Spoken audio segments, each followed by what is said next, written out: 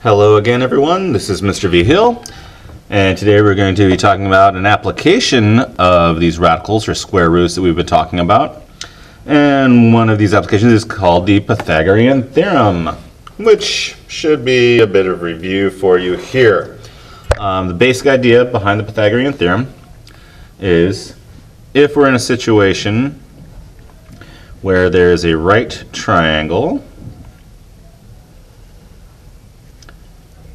and if the two shorter sides, also called the legs, have lengths A and B, and the longest side, the hypotenuse, has length C, then we can come to the conclusion that A squared plus B squared is equal to C squared. And we've already talked about this a bunch, so we should be very familiar with that by now.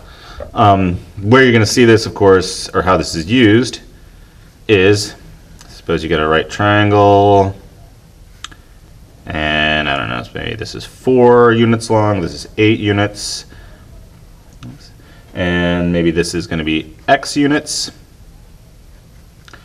But we want to know, well, what in the heck is this third side? And since we're in a right triangle, we just apply this Pythagorean theorem, and of course this is going to say that 4 squared plus 8 squared, the square of the two legs, is equal to the square of the hypotenuse, which would be x squared. And now we can simply solve this equation for x, which you've all done probably a bunch of times before. 4 squared is 16, 8 squared is 64.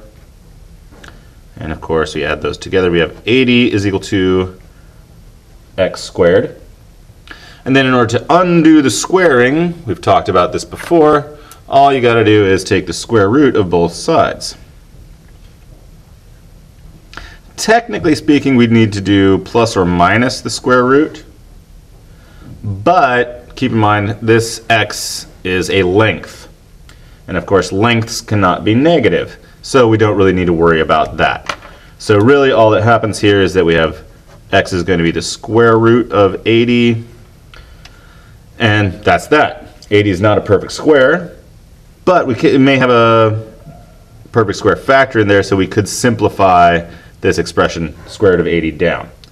Of course, because 80 is 16 times 5, split that up. Square root of 16 times the square root of 5 is now equal to x, and we know what the square root of 16 is. So the length of the hypotenuse is going to be 4 times the square root of 5. And you've seen that a whole bunch of times before, I hope. Or alternatively, suppose they didn't want us to find the hypotenuse.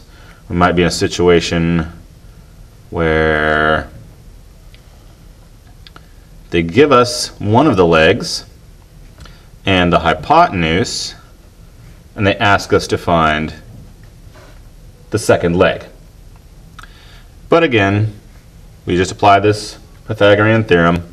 The sum of the squares of the two legs, x squared plus 5 squared, has to equal 20 squared, the square of the hypotenuse. So here we have x squared plus 5 squared is 25. Of course, 20 squared is 400. If we subtract 25 from both sides, we see that x squared now has to equal 375. And then all we got to do is take the square root of both sides. We would normally think about doing plus or minus the square root, but again, this is a length, so we don't need to worry about the negative square root here. And we'll have that x is equal to the square root of 375. Or, simplifying this down, 375 is equal to 25 times 15. So again, we'll split this up. Square root of 25 times the square root of 15. And of course, we know what the square root of 25 is. No big deal. So x is equal to 5 times the square root of 15. And this is simplified, of course, because 15 has no perfect square factors. And you're going to see that presented on pretty much every single standardized test you're going to take from here on out, except that they'll have this picture put up here, and then maybe they'll draw, okay, there's a window up here, and okay, this thing is actually a ladder, and it has to be set 5 feet from the base of the wall because there's a dumpster or something here, and yeah. So we tack on some weird picture onto the triangle and make that into a real-world applied problem that everybody would really need to do at some point in their life. Yeah. Anyways, one little variation on the Pythagorean theorem is what is called the distance formula. And so what the distance formula says is that if we have 2 points, the distance between those 2 points can be found quite easily. So let's give these 2 points names, say x1, y1, with little subscripts to say those are the coordinates of the first point, and then the next second one will be x2, y2. So the distance between these 2 points is given by, let's call it d for distance, is the square root of x2 minus x1 quantity squared plus y2 minus y1 quantity squared. Whew. Gonna have to do some memorizing again, I guess. No, please don't. Just think about this a little bit.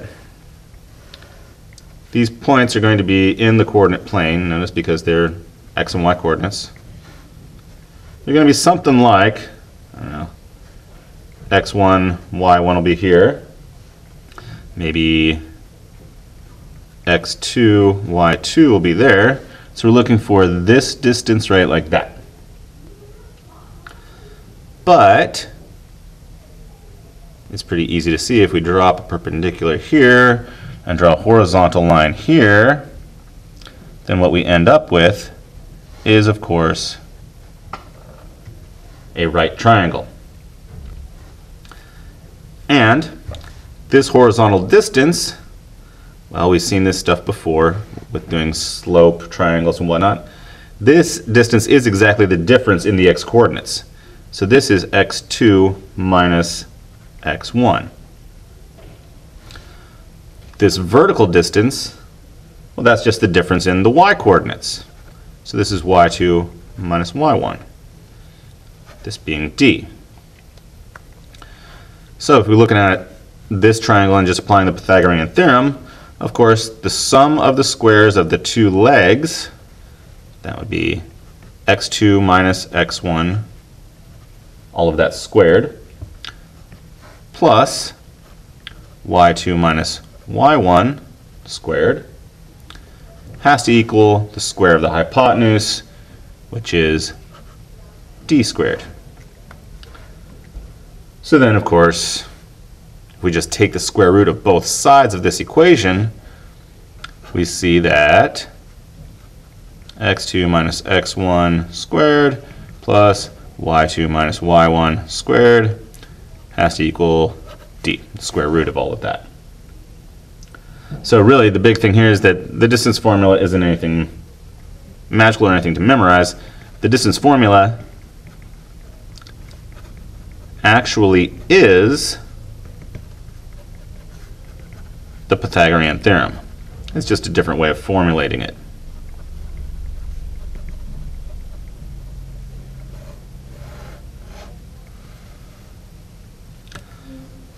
So again, it's nothing magical, it's not even anything to memorize, it's just the Pythagorean theorem. And hopefully we're not memorizing the Pythagorean theorem at this point either. We've talked about it before. We talked about the very beginning, the very first day of class actually, where we drew a couple of squares on the paper, cut them out and made this puzzle to try to explain it. But that's not really, in my opinion, the best explanation. There are actually hundreds of explanations for the Pythagorean theorem. But one that I like, especially for Algebra 1 students has to do with just, it's the big thing is understanding the next picture. So what I want to do is draw this picture along with me here. We're going to start out with a square.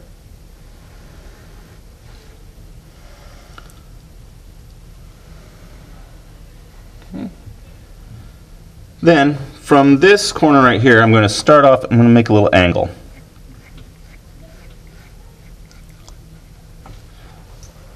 Right like that. Then I'm going to come over here to the bottom right corner and try to recreate that same angle measure. I think that's pretty good. And then I'll extend the angle over to right there. Then I'll try to do the same thing up here with the top right corner. And extend this thusly. And then I'll do the exact same thing over here with the top left corner.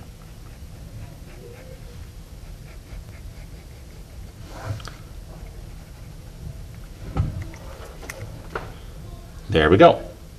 And so what we end up with is one square on the outside. Now interestingly, what we got here is this angle is the same as this angle, which is of course the same as this angle and this angle. But then notice this small angle with this one, which I'm going to put 2 arcs in, those 2 angles add up to 90 degrees, of course, because we started with a square.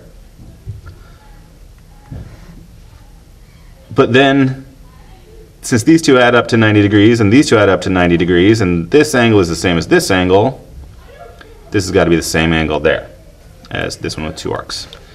Same thing over here and over here. But this is also nice as well because if these 2 angles add up to 90 degrees, then this little angle with 1 arc in it and this angle with 2 arcs in it, those also have to add up to 90 degrees. And since we've got a triangle here, and the sum of the interior angles of a triangle is 180 degrees, if we have 90 degrees taken up with these 2 angles, we know that this one is going to be a 90-degree angle here. And the same argument is going to apply for all of these angles. And what we end up with is a square inside here as well. And these are 4 right triangles. And so if we wanted to, we can now label the lengths of the sides. We'll call this side length A over here for the short one. This leg of the right triangle is going to be B.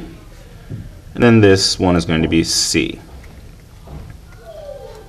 So now we're in a situation where we do have the preconditions for the Pythagorean theorem, meaning we have a right triangle with side lengths A, B, and C, C being the hypotenuse. Excellent. And now if you practice drawing this picture a few times, it'll make this a lot easier and you start really understanding it, because what we're going to do now is notice that this length here, between here and here, well, this is the full length B, but then we're subtracting off this length, which is A. So the side length of the inside square is B minus A. And we're going to make use of that to explain the Pythagorean theorem. Well, I made up a nice, pretty picture to use that hopefully you'll be able to see the color coding and everything on it. It might make it easier to understand. So the big idea here is that the area of the big square, which has side length C, is of course going to be C squared.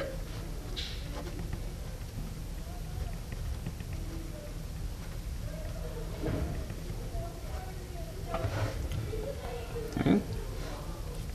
Now if you look at one of these triangles here, it might be easy to see on this top one, notice here is going to be the base. The height has to be perpendicular to the base.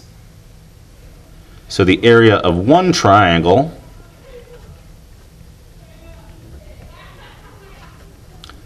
is, of course, going to be 1/2 the base times the height. And it doesn't really matter which one you want to be the base, right? Here we could let the base be A, height be B. So the area of one triangle is 1/2 AB. So the area of 4 triangles is going to be 4 times that.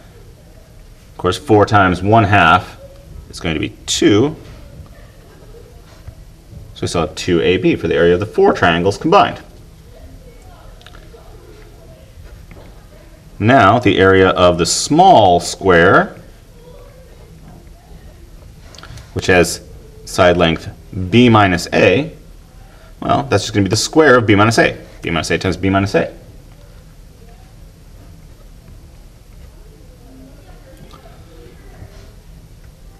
And now, so we can say that the area of the small square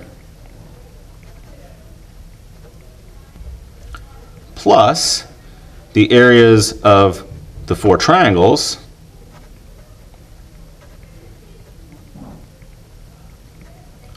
well, that has to be equal to the area of the big triangle. Or excuse me, big square. Right? Because the big square exactly consists of the smaller square and the 4 triangles. So the area of the small square, which was b minus a, quantity squared, plus the area of all 4 triangles, which was 2ab, that has to equal c squared. And now I'm going to leave it up to you guys to simplify this expression on the left-hand side and see if you get what you think you're supposed to be getting. Because what we should be getting out of this is, of course, the conclusion to the Pythagorean theorem. Enjoy.